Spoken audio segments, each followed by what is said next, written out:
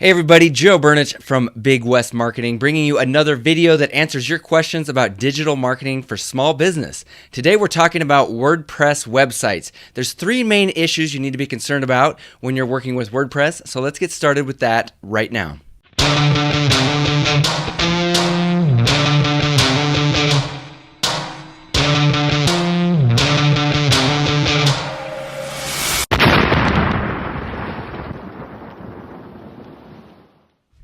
Okay, so I pulled up a sample WordPress site here. In this case, it's a roofing site. It's for a roofing contractor. It's a sample site. So this is built on the WordPress platform, and so we're going to talk about three things if you're going to work with WordPress, what you need to be aware of, so that your website doesn't go down or you don't get hacked, stuff like that. Because WordPress, although it's an amazing platform, it's all we use to build websites on. Actually, 35% of the websites on the internet are now built on the WordPress platform. So super flexible, tons of support. It's great for the web designer because they have full flexibility. It's great for the user like a business owner, because they can log in and make a lot of the changes themselves. So it's just an all-around great platform for the average small business. But that being said, let's talk about three different things we need to be concerned about. So number one, let me grab my notes here.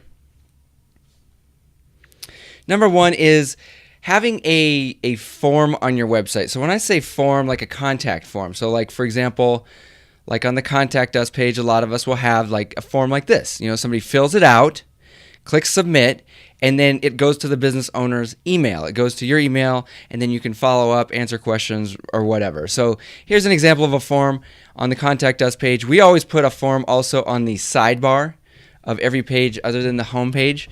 Sometimes the home page as well, but for example, schedule a free estimate, okay, so that somebody can easily just, if they don't want to call, they can easily just fill out this form and get the ball rolling, get the conversation started. So forms are very popular across all types of websites, but there's been a lot of changes with security and spam internet-wide. So across the internet as a whole, as you probably know, there's lots of issues with spam. There's lots of issues with emails getting hacked into, stuff like that. So email servers have started to tighten down all of their security. And what happens then is when you fill out one of these forms and click send, sometimes, not always, sometimes your email provider, so let's say you got your email through Google, through Gmail, okay? Or you've got your email through GoDaddy. A lot of people get their domains with GoDaddy, and then they use GoDaddy to get an email, like a personalized email. So GoDaddy in that case would be the email server. A lot of times they will, if they see a lot of email coming from software or coming from a website, they can tell whether or not it's an actual person sending that or if it's coming from a website or a piece of software. A lot of times they'll start blocking that, or they'll send it to spam, or they'll just block it altogether and it won't even get to spam, okay? So if you have a form on your website, which I highly recommend you do, then you need to check it once a month, because these forms can actually stop working and you won't even know about it. So that's why I recommend test it yourself. Send it to your own email, submit it yourself, send it to your own email so you can check it and make sure that it is working. Because like I said, from time to time, they will go down. Now, your web designer, okay, the person who built the website, whether it's you used your own, you did it yourself, or you hired somebody to do it, the web designer is not going to just know that this isn't working, and the web designer can't test it, especially if your web designer doesn't have access to your email. Okay, so you need to test that, and then if it's not working, let your web designer know, or let whoever is working with you on your website, let them know so that they can address it. But I just wanted you to be aware that forms are a big issue, especially on WordPress websites. Okay. Issue number two. Let's talk about the links on your website over to your social stuff or your Google stuff. So for example, on a lot of the websites we create for people, we've got a lot of social links or links to different industries. For example, we'll have a link over to the Google page so people can leave you a review on your Google business page. Link over to Facebook so people can follow you or leave a review on Facebook. Same thing with Yelp and Angie's List in this case. But there's lots of possibilities for having links, basically little things that people click on your website that go somewhere else. Take people to a different website, okay? A lot of times, and this is especially true with Google, those links will actually change. So once in a while, Google will just change the link that goes to your Google page, and you won't know it. Okay, Google's not going to notify you, and your web designer is not going to notify you. They don't know that happens. There's no way to get notified of that.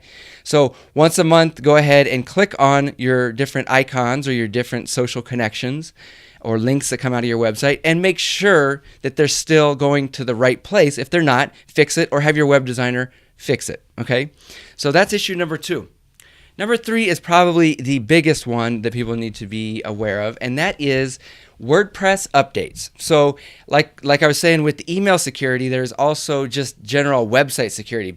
There's all these hacking programs or malware programs constantly trying to get into your website. Okay, good passwords are important, stuff like that. Good usernames and passwords that are difficult are very important. But what's even more important is the updates that WordPress comes out with. So let's log into the WordPress dashboard.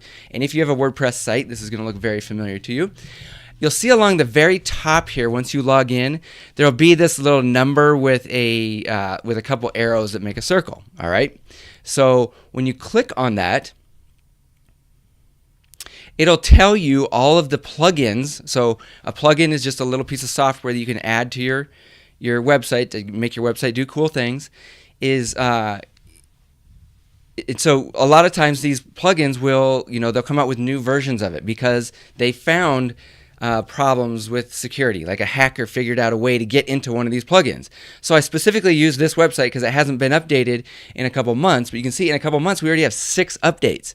Now, if you're hosting with like one of these budget hosting companies like GoDaddy or HostGator or something like that, they are not going to do this stuff for you. Okay, your host or your website, provider is not going to do these updates for you. This is your responsibility unless you're working with a fully managed hosting platform. So like we provide for our clients, we do all this stuff for you. So if you are our client, you don't need to worry about this part of it. We take care of this.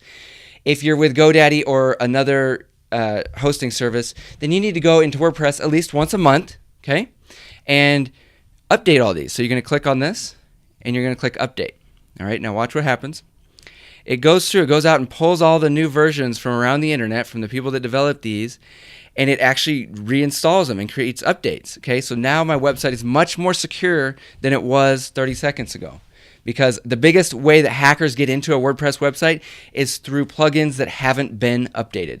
That also goes for WordPress themes. So my Genesis theme, the theme that I use to build websites in WordPress, that there's a new version there. Okay, so I'm going to update that theme.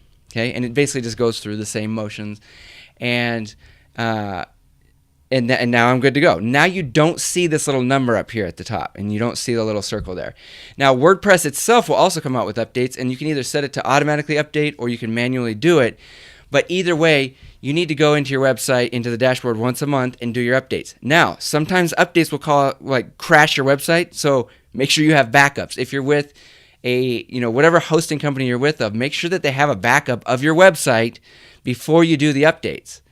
And so that if there is a crash, it's not common, but it does happen, that you'll be able to restore the website and start from scratch. Okay? So those are the 3 big things. Let's review. Number 1, you want to check your forms once a month. Make sure your contact forms are going to your email right here. Okay, this stuff right here. Second thing is you want to check your social links or links going out from your website. Make sure all of those are going to the right place. Okay, do that once a month.